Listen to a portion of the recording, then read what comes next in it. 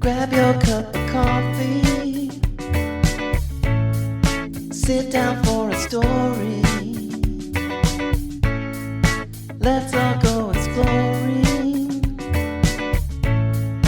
Making it after 40.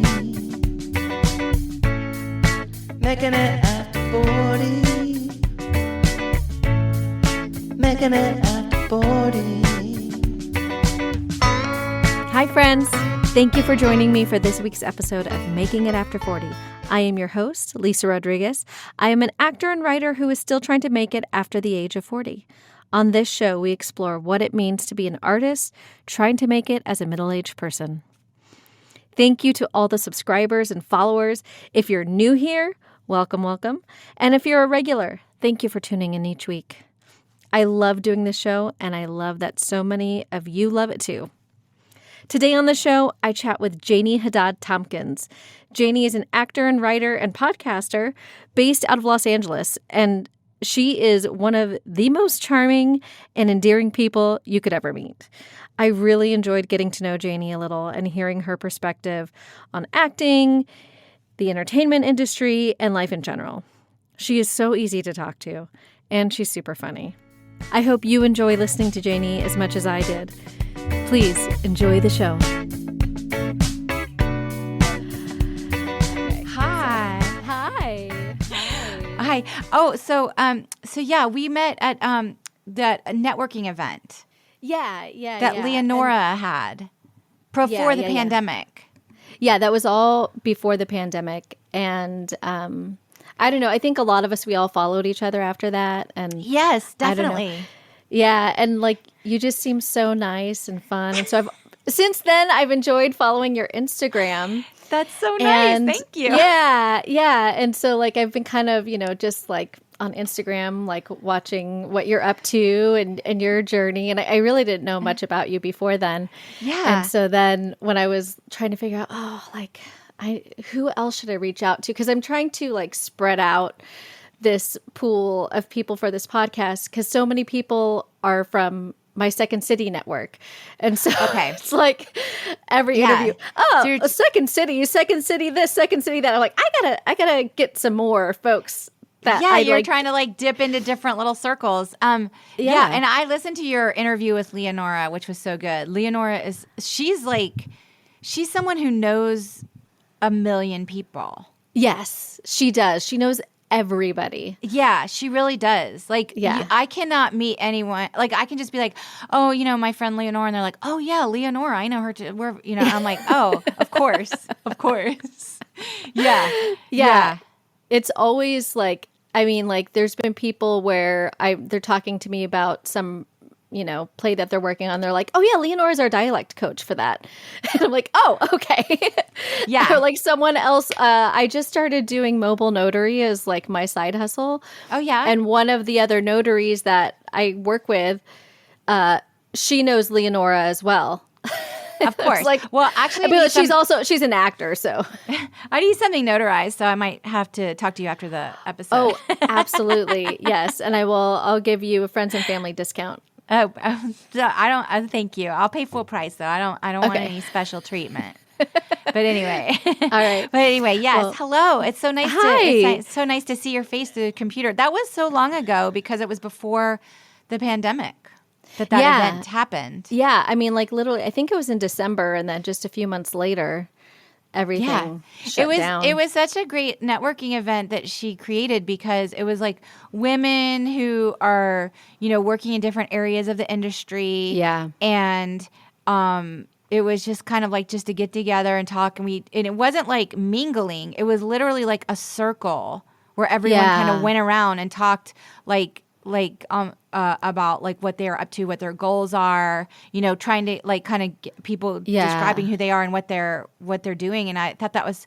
I'd been to other networking events before that didn't have that kind of in-depth connection to the other people. Like, and everything, the onus was kind of on you to go up and like pick someone from a crowd, So I really liked that format. It was really nice because I felt like I got to know a whole group of women that I wouldn't have like had any contact with otherwise. And And it wasn't just like, okay, you're also an actor. Like, oh no, you kind of left a little piece of your heart out here for us. Yeah. So now I feel a connection to you. Yeah. Well, and also it was so amazing to hear what other people were doing to try to like advance their careers. Like people were making their own films or entering into festivals or like, you know, writing stuff. So I found it like, and then of course, like the pandemic happened, which threw us all for a little loop. Hopefully that'll like, we can start doing that stuff again. Like we can start, like she can do that again because that was a really cool thing that she did. Yeah, yeah. Well, and maybe it's on some of us to go ahead and lead it. I think she said that anyway. Well, yeah. So thank you so much for coming. Oh, I just hit my mic. Thank you so much for for coming on the show. Thank you for inviting me. Yeah, of course. Ironically, getting prepared for this interview, I was like, oh, let me listen to the last couple episodes of your podcast. I had listened to some early on, and I hadn't listened, and I listened to your last episode, and I was like, oh my God, this is exactly what I am talking about. This is why I'm doing the podcast. Like everything you and your husband touched on it so much. We were talking sort of about our struggles, like your struggles in the industry. Yeah. So my husband and I have a podcast called Stay F Homekins. Yes. Right now it comes out on a monthly schedule, and it really is just a conversation podcast, sort of like what we're doing here. But it was sort of born out of the lockdown, you know, because we couldn't go anywhere. But we're both in the industry, and we're both over 40. I like how you guys started it as kind of like a after your date, your after dinner. So you go on your date, you have your dinner, whether it's at home or maybe, I don't know, you guys are going out now. But yeah, it's our after dinner conversation. And but yeah, our latest podcast, which was the July episode, we did get into like our feelings. Yeah. Was there specifically were there specific things that resonated on your end? For me, I think what really resonated was you guys touched on how you ultimately have the dream of being on a TV show and being a regular on some kind of TV show. And just because it hasn't happened yet, that doesn't mean it's not going to happen or that you've missed your chance, which is, you know, episode, I want to say it's episode 4 is with Celeste Pecus, who, do you know Celeste? No. But so she played Campbell on Work in Progress, which was a Showtime show. Okay. And she was a regular, and, you know, she says, you know, like at the age of 47, I finally got my series regular show, and it was born out of relationships that started 20 years earlier when she was at Second City. I believe that.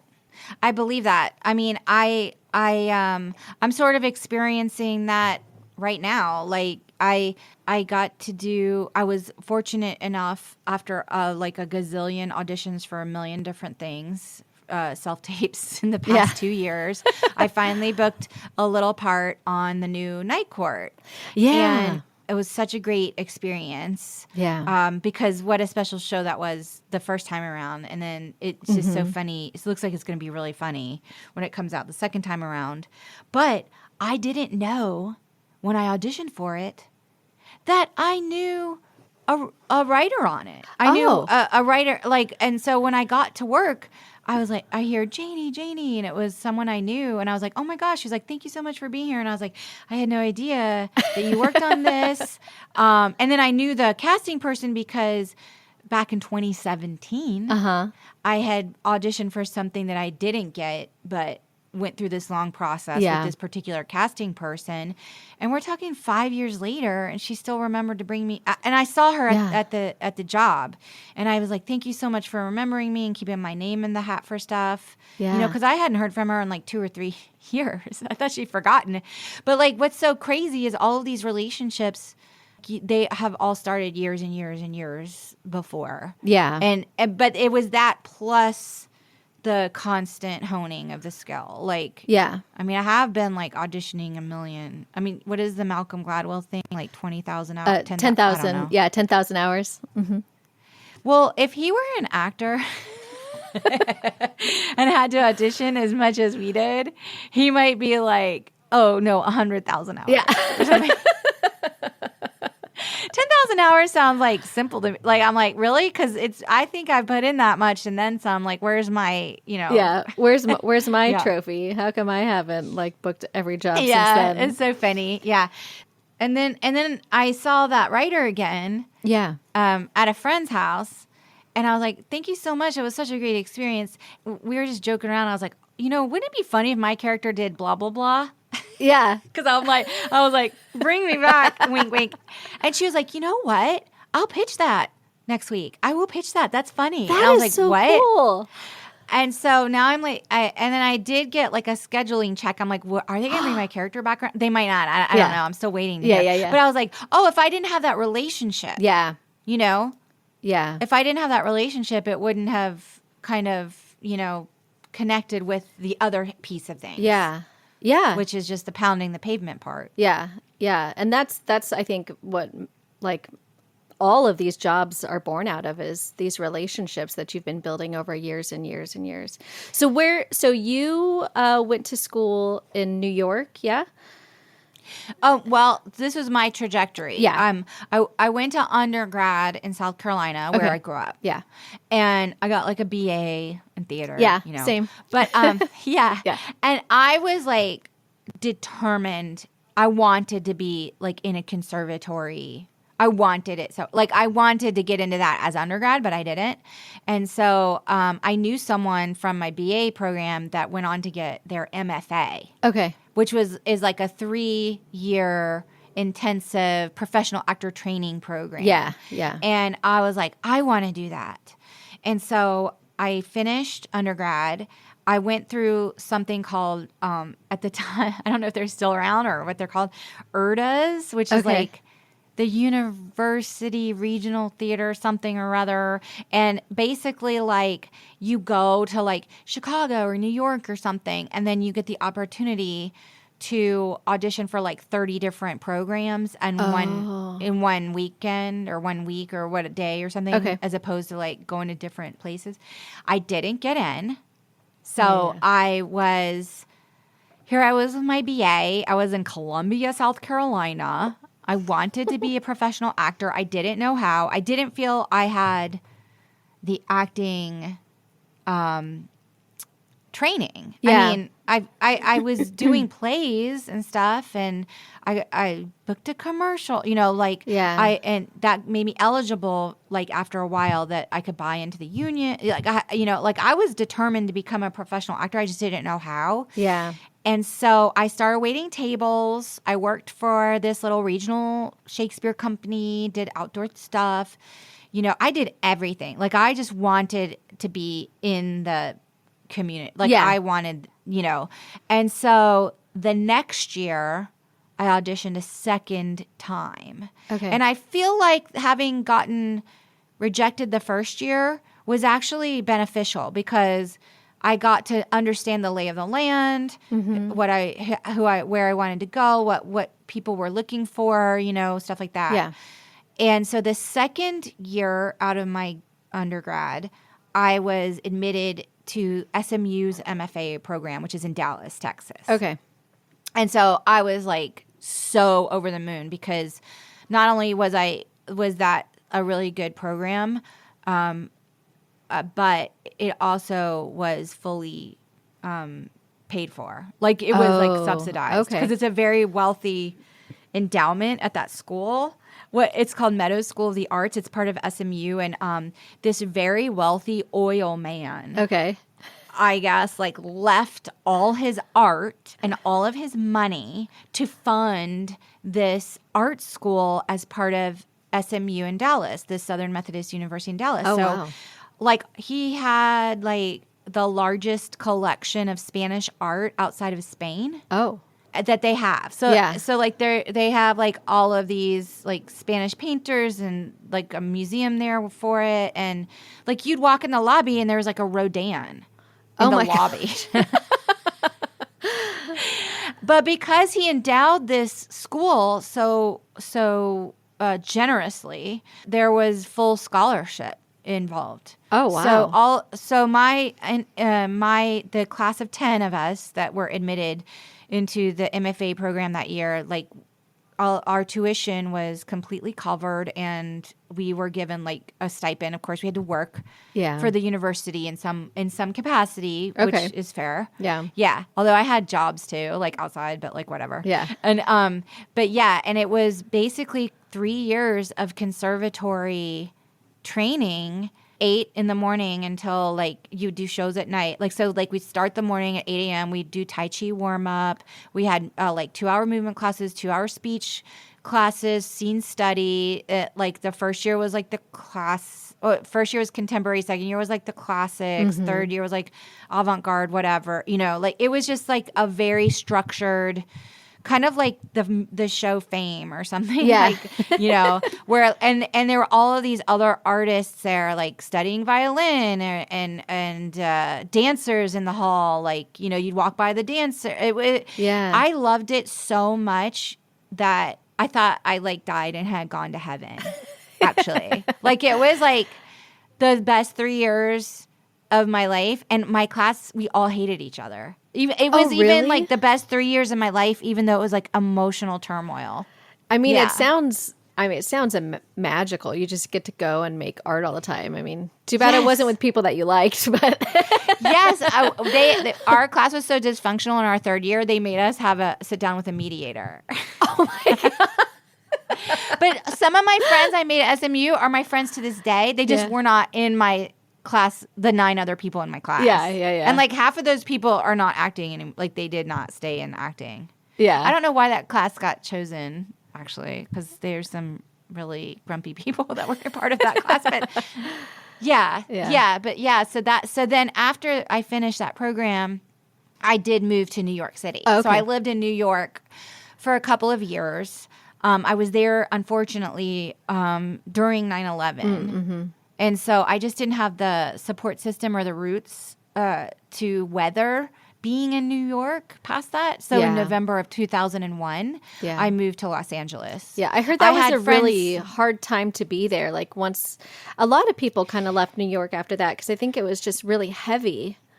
It was really, it was clearly traumatic for everyone, and obviously people who lost people and stuff. But, you know, there was a group of SMU grads that were in the city. We were a big network at the time. And then there was a group of SMU grads out here in LA at the time.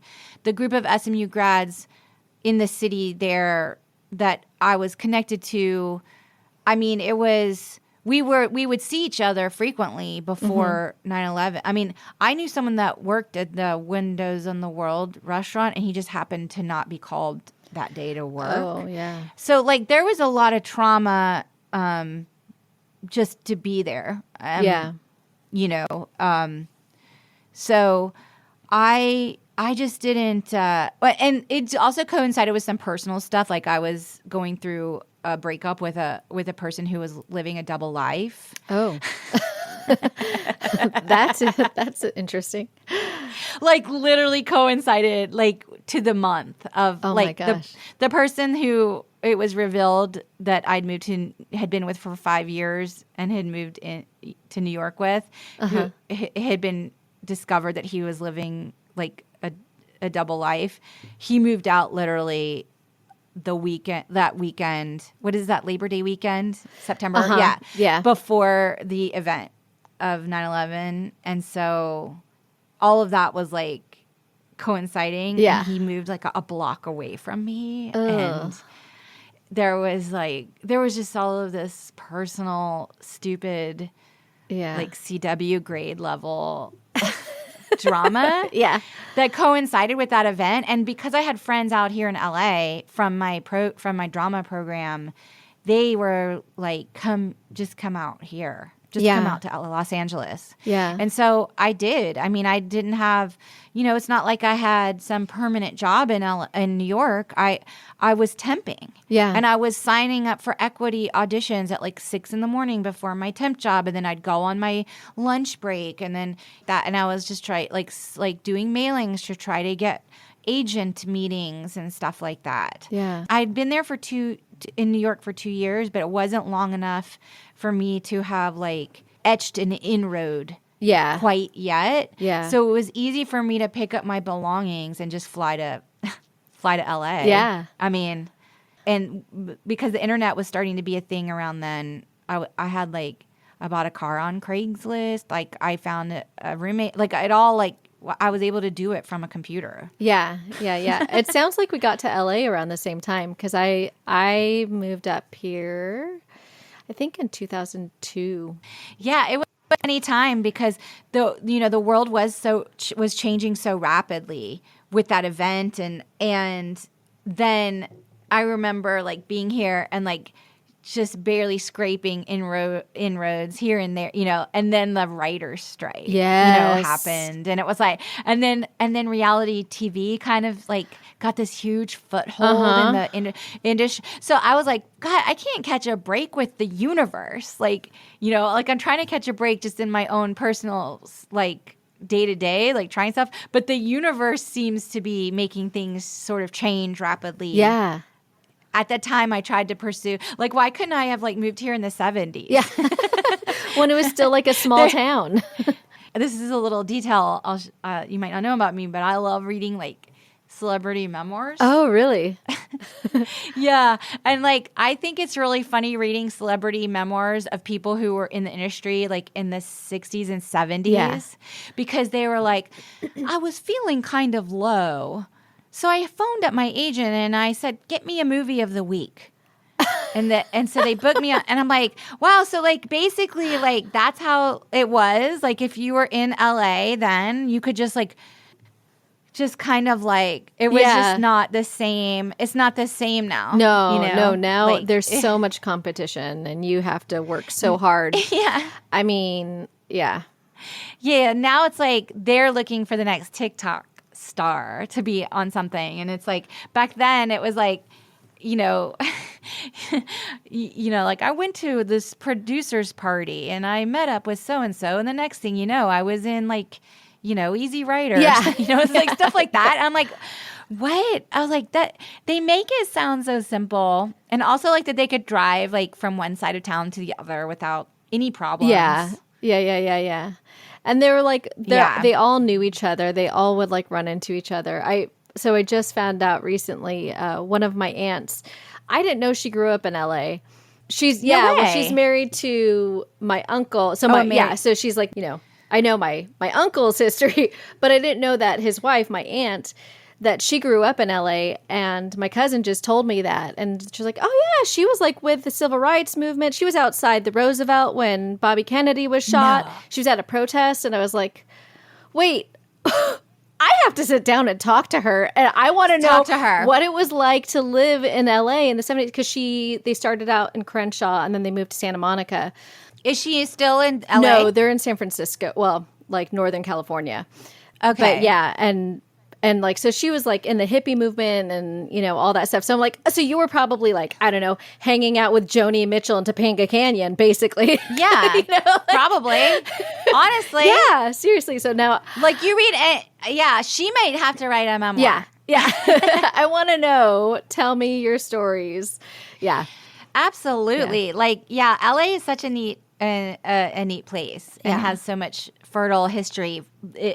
Being in our industry, it's like it does feel sometimes like walking among like sacred ground sometimes. Yeah. Well, even just the idea that after the Manson murders, LA changed completely. I hear that all the time, that like LA was like you would leave your front door unlocked, and then like when the Manson murders happened, that was the change of everything. It's from what I understand. That was like the end. Yeah. The end of the 60s kind of. Yeah. It really changed the town as a whole. Great. Yeah. Thanks, Manson cult. Yeah. Anyway. Yeah. So you were talking about how like it kept feeling like you would kind of make a little progress and then something would happen. You make a little progress and then something would happen. And I kind of had that same experience coming out here in the early 2000s, where it just felt everything was changing so fast, and I couldn't really get a foothold on what I wanted to do with my career. And it was kind of one of those things where it was like, well, YouTube seems to be around, and I'll make a couple funny videos, but then I don't really give it my all. And then now they want YouTube stars. And then like, okay, well now we're going to Instagram. And I know. And like now all these people are getting famous from Instagram. Like, oh shoot, I missed that boat too. I know. I feel like if I were young coming up now, it would be different in terms of like the tools and how like I would feel about trying to get exposure here and there. Yeah. But you're right. It's like we were always kind of like on like kind of like, oh, wait, we're not doing physical headshots anymore. Yeah. We're doing digital. Wait, and now you have to worry like how it looks in a thumbnail versus how, you know, like I don't know. You know, like when I first started out, like my headshot was black and white. Yeah. Like a physical black and white. My first headshot was, was physical black and white too. You know, and I was just, and speaking of my celebrity memoirs, I was like reading Jennifer Grey's memoir. I'm reading it now. I don't know why I picked that one up. I actually just finished Jennifer Lewis's memoir, and it was fucking awesome. Oh, can I say it's okay? Yeah, that's fine. You can bleep it or whatever. It was so funny and so great. I highly recommend it. It's called The Black Mother of Hollywood because she's known as like in her circles as like always playing a black mother in Hollywood or something. Anyway, that one was great. But I'm reading Jennifer Grey's, which is called Out of the Corner, because you know how she was on Dirty Dancing and it's like nobody puts baby in a corner. Yeah. Anyway, it's good. But she's talking about, I'm in the chapter where she's getting her very first headshot and how there was all this anticipation when the proof sheet was ready. Oh yeah. And she went to the place to pick up the proof sheet, and they give you that little eye loop where you put it on the sheet and look at the different pictures of yourself. And I was like, oh my gosh, you know, she's older than we are. But I was like, but I remember that method. Yeah. Of getting my headshot done. Like I remember that. Yeah. You know, where you'd get the proof sheet and it was like all these little squares on the physical sheet, and you'd have to take a loop and then mark with like the grease pencil, like which one, you know. And I was like, wow. And now it's literally like you could take your iPhone essentially and like make, you know, a portrait mode or something. Like you could, you know, it's just crazy how quickly and rapidly the tools of our trade have changed. How some things have changed and some things haven't. Right. Well, even just the fact that we have the online casting now, you know, it's that we have the breakdown service, we have LA casting, we have Casting Frontier, but that's like a whole nother story because now they're just trying to use that to like make a ton of money off of actors. Nickel and dime us. That's just insane. I know. I don't like that at all because is like monopolistic how they do that. But I think that breakdown service was already like that. The breakdown service. That whoever was like running that, whatever. I don't want to get into the politics of all that. This is like really inside baseball or whatever. But it's just, you know, it's just like trying to figure out. I mean, when I first came out here, as far as like making progress, taking 2 steps forward, 3 steps back, or whatever the metaphor is, like my biggest goal when I got out of drama school was to get a theatrical agent. Like I had been told or taught or knew that really was the gatekeeper person that was going to help me get into doors and make relationships and get opportunities. And I think it took me 10 years to the day before I signed with my very first theatrical agent. And I had to tell you something. In those 10 years I was trying to get representation, I was hustling. Yeah. I was not sitting on my laurels. Like I was constantly sending things out. I was doing shows, inviting people to live stuff. I even like pushed myself to write. Like I was doing storytelling shows where I was telling like my own stories on stage. I did make videos and try to send them around. It just took me that long. And, you know, I was very fortunate, I will say, when I first came out here to get with commercial representation pretty quickly. And so I was constantly going out for commercials. Yeah. Even that while I was waiting tables. And that's fine, and that's good experience and builds character, but you don't book, like it takes you like 100 auditions to book one thing, you know?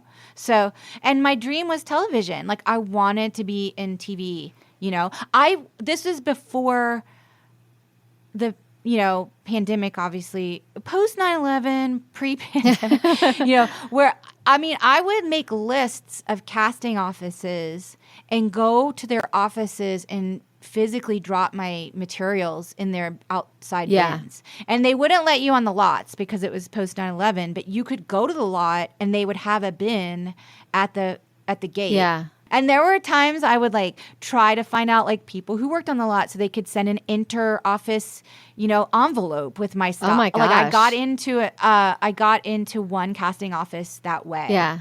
Because someone was working on a lot, and I was like, "Will you send this inter-office to this casting office? They're casting this show, da da da." And I did end up getting a general that way because they were confused. They thought maybe they had to meet me. But I just solidly hustled for 10 years to get my first agent.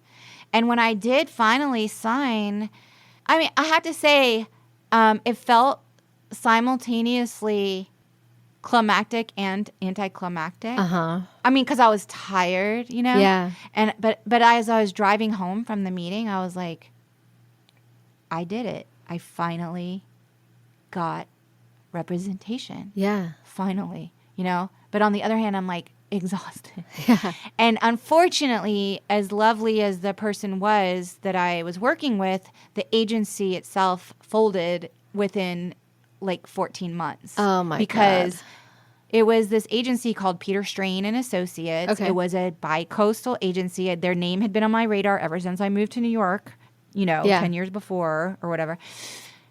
The owner, Peter Strain, was embezzling his clients' money. Oh my God. So the young agency staff underneath him had no idea Oh, wow. that was happening. And so the person I was personally working with on point had no idea, but she was out of a job, but she decided not to stay in the industry. So there I was back at the beginning, trying. But I will say this. After having been with a theatrical agency and then searching again after, I found representation so much faster. Because you had already been repped. Because I'd already been repped. Yeah. And I even got some meetings, I think they just wanted me to tell them the dirt on Peter Strain. Oh. And I was like, I don't know the man. I don't know the man. Are we going to work together or not? Why are you wasting my That's time? Yeah. But because it was he got indicted. It was the FBI. Oh, wow. Because I guess he was buying artwork and jewelry and hiding my, it was a tax something. Yeah. I don't know. Yeah. But there were he had serious clients that probably got ripped off by him. Oh, wow. That's crazy. I think that I know. I think I heard that just happened again recently where someone got caught doing that. I don't know the name, but oh yeah, I think it happens a lot more than we think. Yeah. Because I know someone that happened with their commercial agent, and the person is owed probably 6 figures of money. Holy that crap. The guy was hoarding over years and years. Just not paying them or only paying them a part of their... A part. Okay. And then disappeared when it all caught up. Holy crap. Yeah. I mean, but I think representation really is the hardest hurdle, I think. Yeah. Yeah.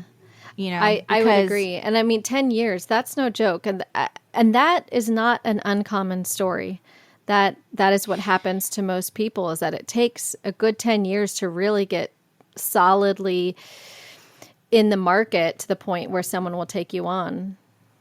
Yeah, and then when once you sign on, then you're starting from the bottom then, because you're only being sent in for tiny co-stars, one-liner, until you can build the trust and the rapport, with the casting offices and maybe a little bit of resume padding and stuff like that. Yeah. There is a saying in Hollywood, it takes 10 years to become an overnight success. Yeah, exactly. Yeah, but I'm still not there yet. But yeah, so it's just been, I feel fortunate now that I have representation, because I do know a lot of talented people that don't have it. Yeah. And it makes me sad. Like it makes me sad that there's more talent than representation. Yeah. Yeah. And you've got some really good reps. Yeah. Yes. Now, knock on wood. Yeah. Now, like, I mean, that was like, and my point agent now, I actually, when all that reshuffling happened, you know, when I ended up with her, she was a recommendation to me by someone I'd known in the comedy world, a manager, because I used to wait tables at a comedy venue. So I got to know all of these like industry people just because I was like waiting just around them or whatever. Yeah. And so my agent now, I signed with her, and she was at this tiny boutique place, which was fine. I mean, like she's great. She was like hustler or whatever.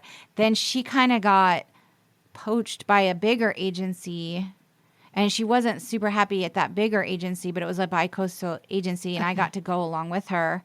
And then she got kind of swooped up or swiped up by an even bigger agency, the one that I'm with today, which is sort of like, it's not one of the top 5, but it's not like, I mean, it has like an office in both coasts and stuff. Yeah. So, but I was because of her, I was able to move along with her as her career was rising. That's really cool. Because we developed a good relationship. Like, she didn't take all of her clients, but we had really bonded. Yeah. And so that another example of like a relationship that grew. Yeah, and I think that's a really important thing to touch on, is that as you're developing your career, it's great to get in with an agent who is also developing their career, because you guys can pull each other up as you rise, and maybe they rise faster. They'll take you along with you if you build that great relationship with them.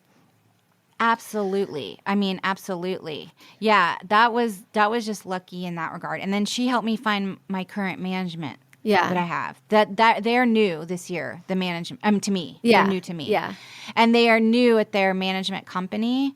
And so that was like really good timing. I liked that they were so much younger and new to managing at this company. They'd worked under managers at other companies, and now they're full managers at this company that they're at now. To me, again, that's an example. I feel like they want their own star to rise. Yeah. And so I feel like I can bring whatever wisdom or experience and hustle I have to the table, and they can bring sort of their youthful energy and youthful like longing to it just felt like, like sometimes, having younger people on your team is a good thing, Yeah. Yeah, because they have that drive, because like you just said, they're trying to build a career. Yeah, I think sometimes when you're looking for a rep, and this is something, because when I was looking for managers, I wanted to add managers because I am doing writing now too. That's one of the things I want to do is pitch projects. I have projects I want to pitch, so that's where the managers kind of come in. Yeah, before my agent thought of these people, I was making queries on my own. Yeah, and I would just like. One of the things I would do, I would look at Deadline, and I would see who just got promoted to manager at their company. Like they've been an assistant for 10 years or, whatever. And then I was like, oh, maybe they're looking to build their stable or something. Yeah. And then I would go and I'd look on IMDb Pro and see if I knew anyone they repped. A lot of times I didn't. Sometimes I did, and I would be like, what do you think of your managers? Like I'd DM on Twitter. I'd be like, I noticed you're with so-and-so at so-and-so. What do you think of your manager there? And and like I'd start a conversation, or I would just cold query and be like, I noticed you just got promoted. I'm myself. I'm looking. Whatever. Yeah. It's like that. You have to constantly be thinking of ways to kind of find targets, because like rep isn't gonna find you. I know rep does find some people. Like representation does like just go to like a comedy club and they're like, I want to sign you, kid, or whatever. And it's like Marvelous Mrs. Maisel for them or whatever. But that's so rare. That's not for me. Yeah, that's so not rare. For me. Like mine was like dating. Mine was like I'm gonna find a husband before. It was like that. Only like I'm gonna find a representation before. Yeah. Whatever. Yeah.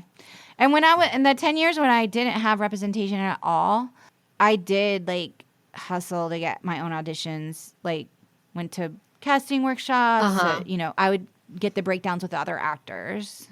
At the time, there were ways around it and find out what projects were going, see if I knew anyone, if I could email anyone, you know, like, I see you're working on this project. Is there a way to pass my stuff on to the casting?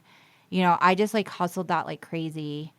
But I remember like sometimes I would score like a rep meeting during that 10 years and it was like so demoralizing because they would be like, well, like there were times I went and like one time I got a manager meeting through someone I knew and he was like, well, I'm looking for like an Angelina Jolie, like the next Angelina Jolie.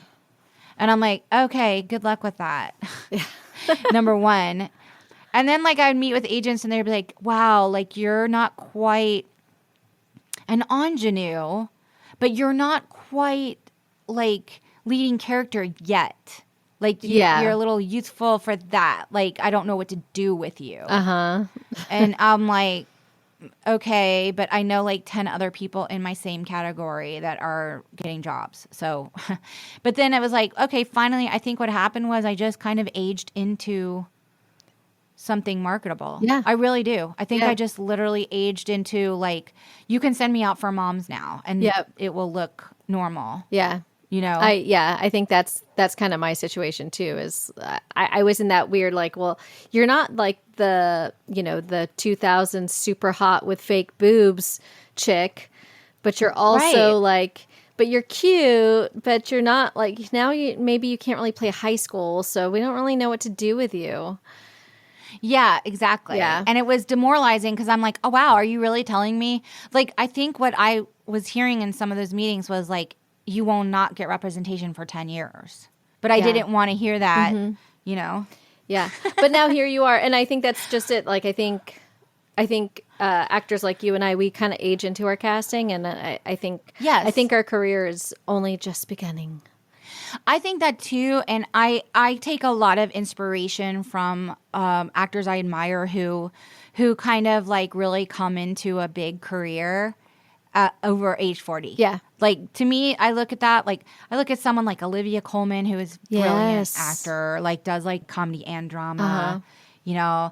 I just, like, you know, even, like, the actress that played the grandma in Minari, she won the Oscar, 2 years ago. Yes. Like, she won an Oscar in her 70s. And it was a movie that looked kind of like, it could have easily been a quietly overlooked indie movie that might not have gotten the traction in the Oscar like arena, you know, but she did this project and she brought so much humanity and humor to it and was incredible. And then she won an Oscar in her 70s. Yeah. I try to look at that because like what I think is so unique and brilliant about our chosen art form is that it can happen. I think I was talking about this on my the one that you just listened to about like how like if you're a dancer, you know, your joints might fail you. Right.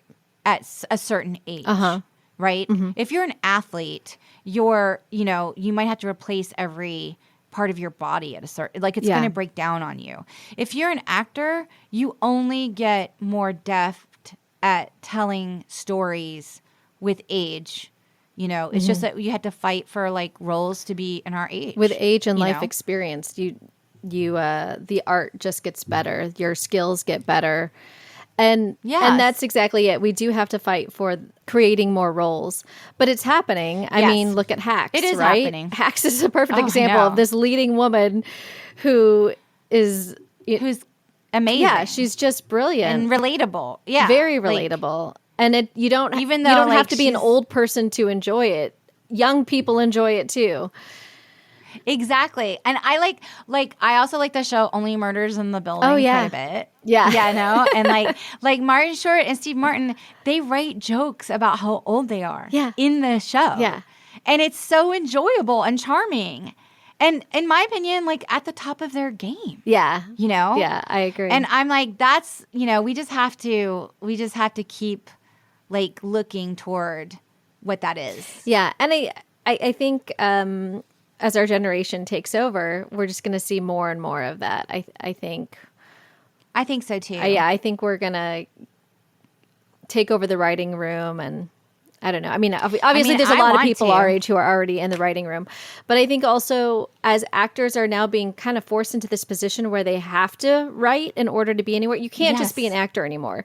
You have to have like multiple things, which it took me a while to kind of get over that resentment because I was so frustrated. Like, why do I have to do all this extra work? But, you know, I've learned to embrace it. I was the same way.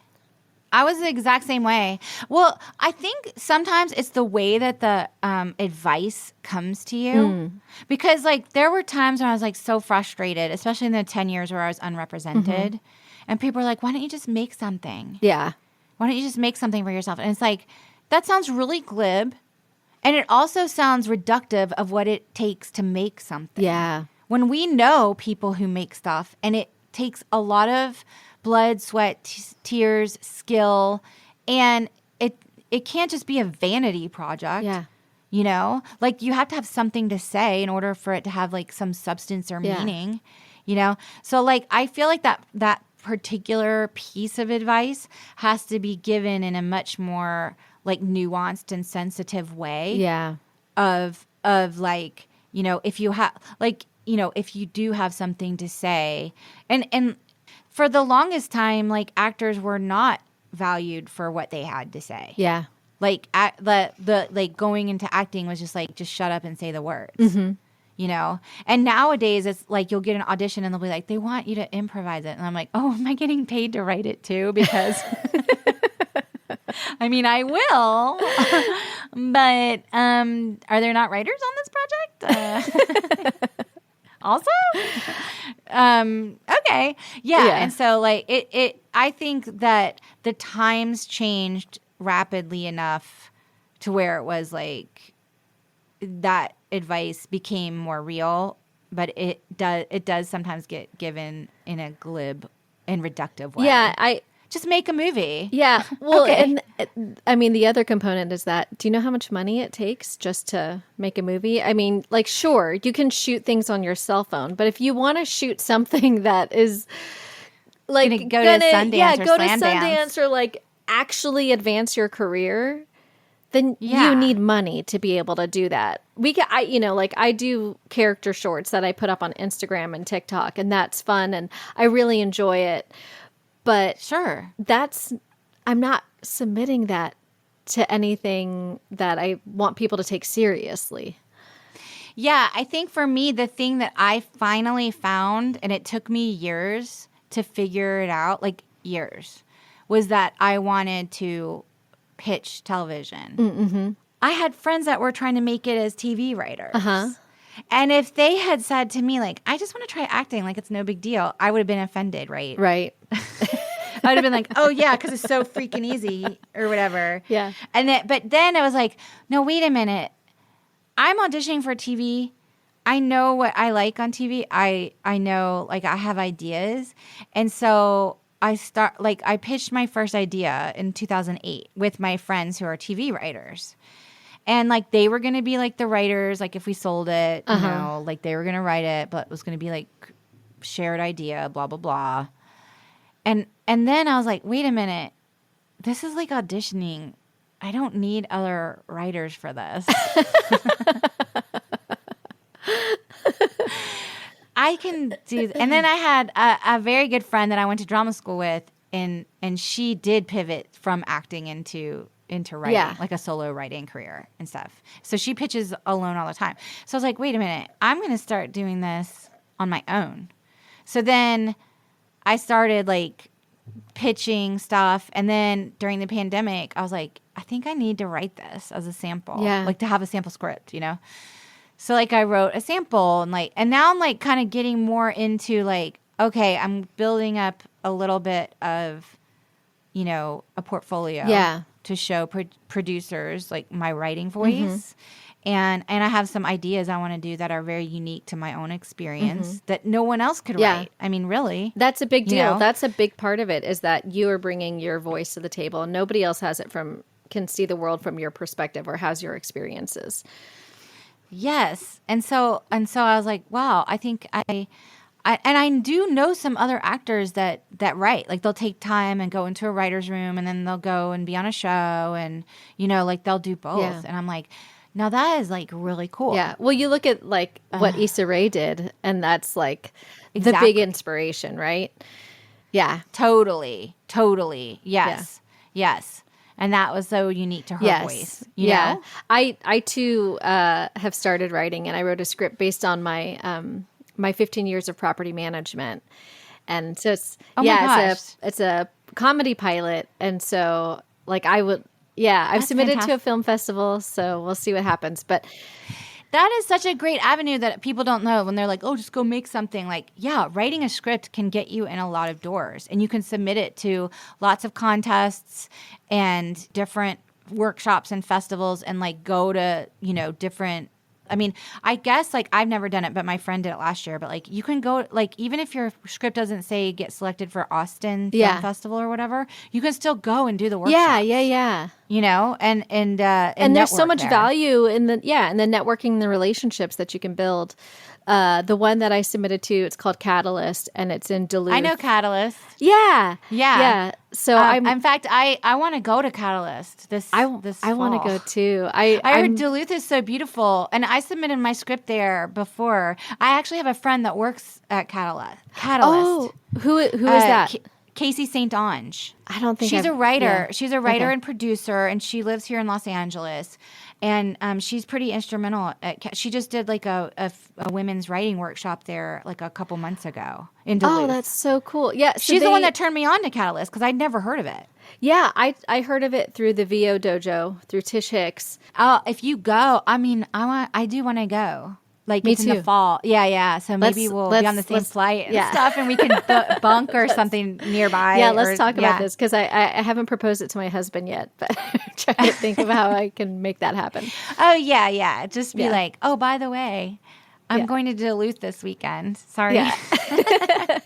Well, that is the other thing is like with the pandemic, like it's like, do we go to a festival? I mean, hopefully by the fall we'll have the boosters for the specific variants and stuff. Yeah. Because like that, I didn't want to go to Catalyst last year. Yeah. Do you have your script on Coverfly? Do you know about Coverfly? I just saw that. Thanks to Leonora, she had shared something on her Instagram about where she was placing, and so I followed that link. And I saw it was Coverfly, and then I was looking at your materials, and I saw that you're on Coverfly, so I was going to upload it. Yeah. Definitely. Yeah. It's free to be on Coverfly, but Coverfly is this website where writers can submit their materials, and it can be a portal, connecting you to producers, but also the contests and stuff like that.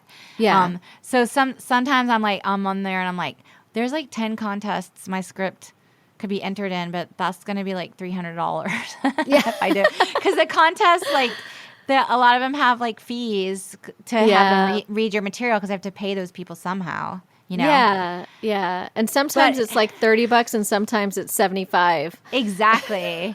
And then sometimes it'll be free and I'm like, are they really going to read it?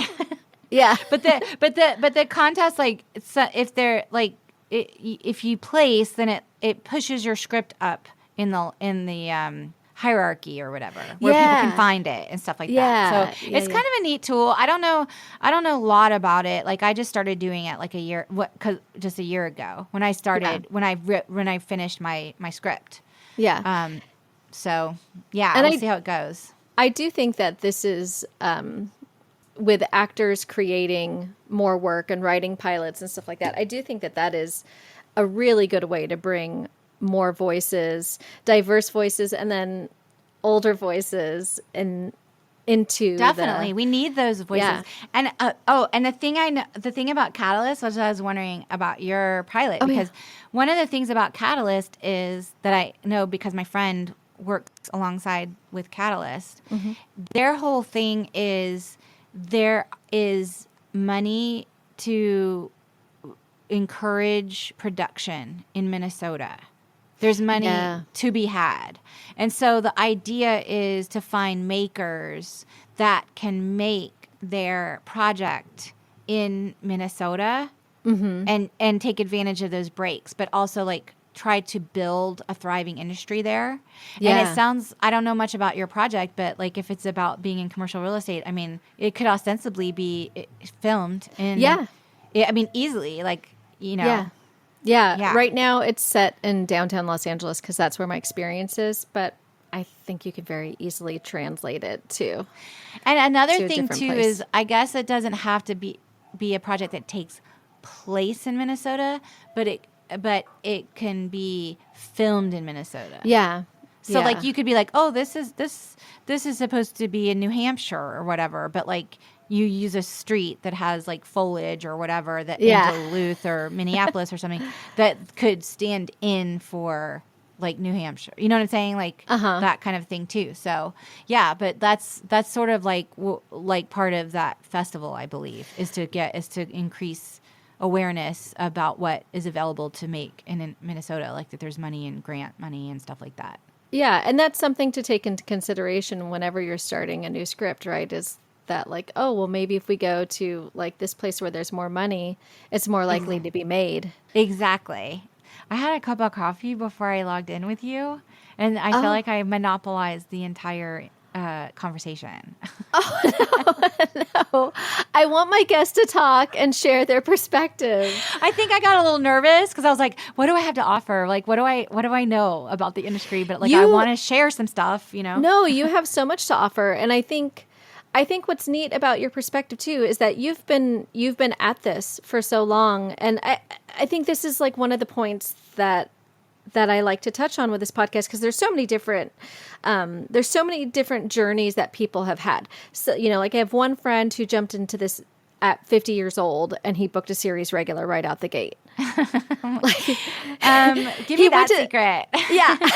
And it was just like, I don't know. He just is he's one of those right place people. at the right time. Right place, right time. And he's really talented and really magnetic, and he got it.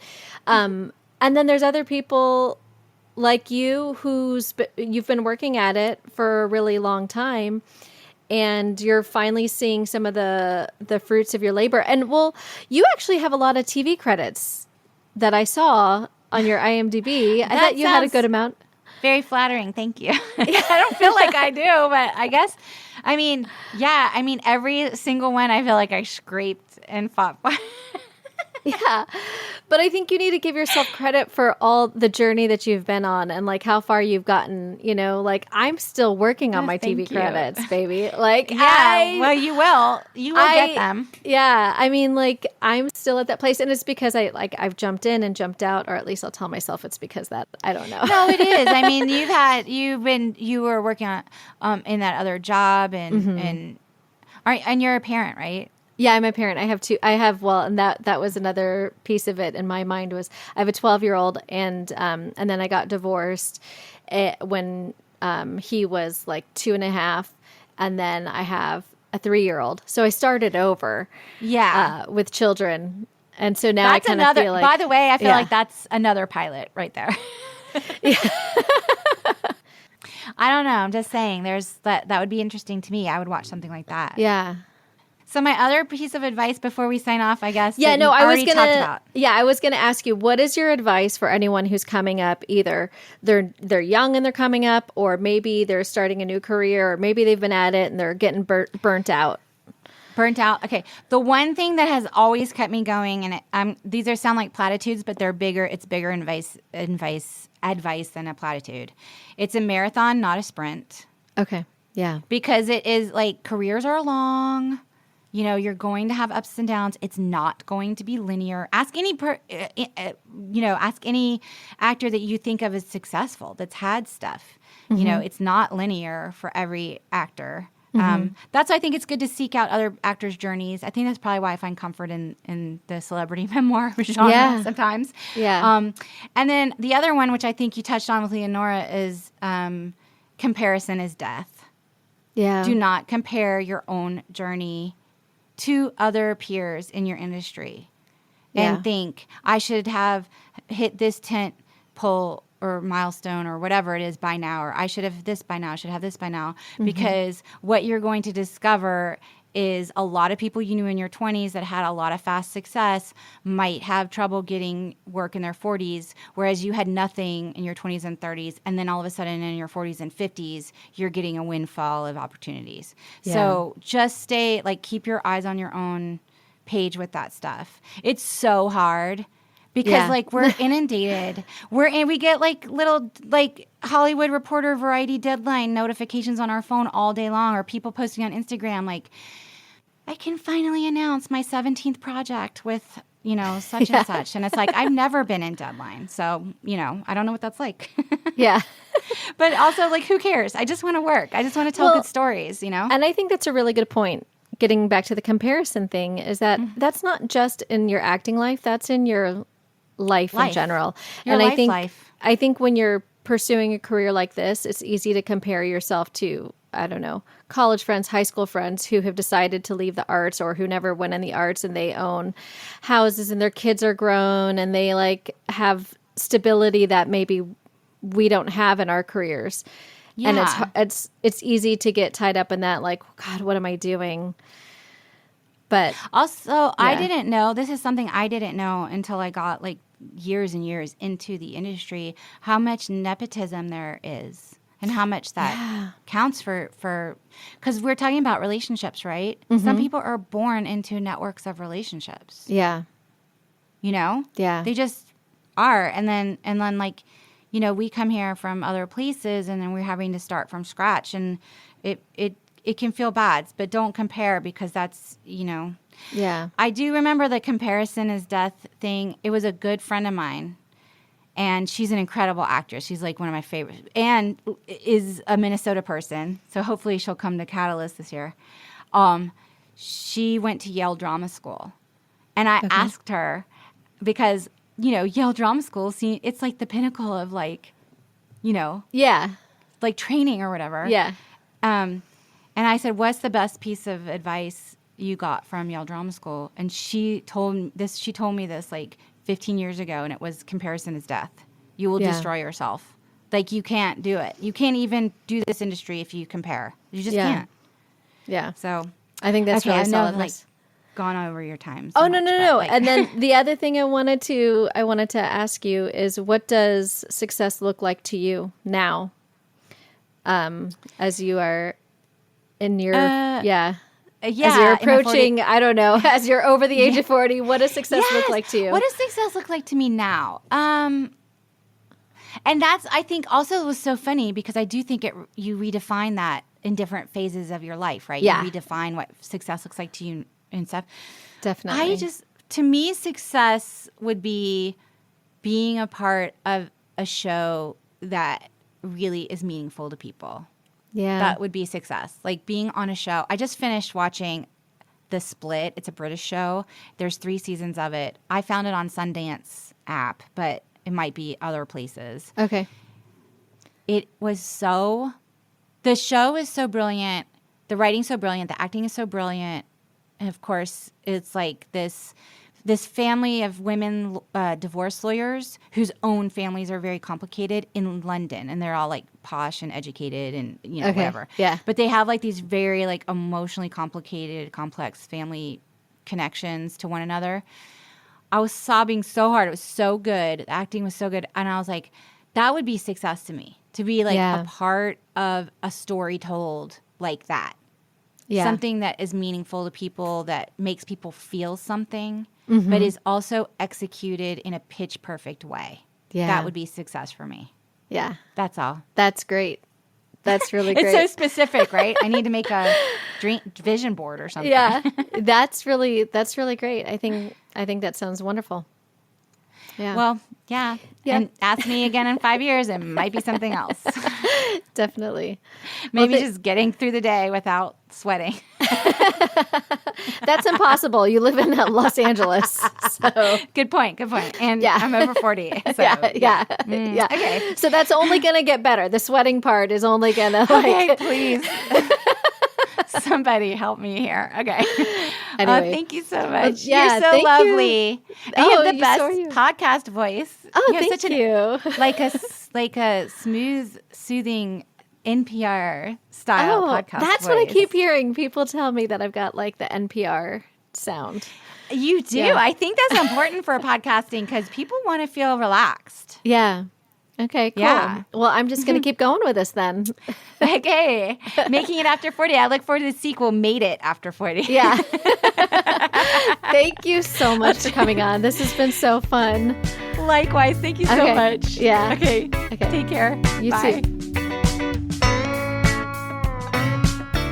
Thank you all for listening to this week's episode. You can follow Janie on Twitter at Janie Haddad. This is where she's most active, and you can also follow her on Instagram at Lebanese Looker. Also, please check out the podcast she does with her husband, who is comedian Paul F. Tompkins, called Stay F. Homekins. This is all linked in the show notes, so it's really easy for you to check it out. Please, if you're enjoying the show, don't forget to rate, review, and subscribe wherever you listen. It really helps us grow our audience. And please be sure to follow us on Instagram at Making It After 40, the number 40. Finally, if you want to see what I'm up to besides podcasting, check out my Instagram at Lisa Rodriguez. Thanks for listening, and see you next week.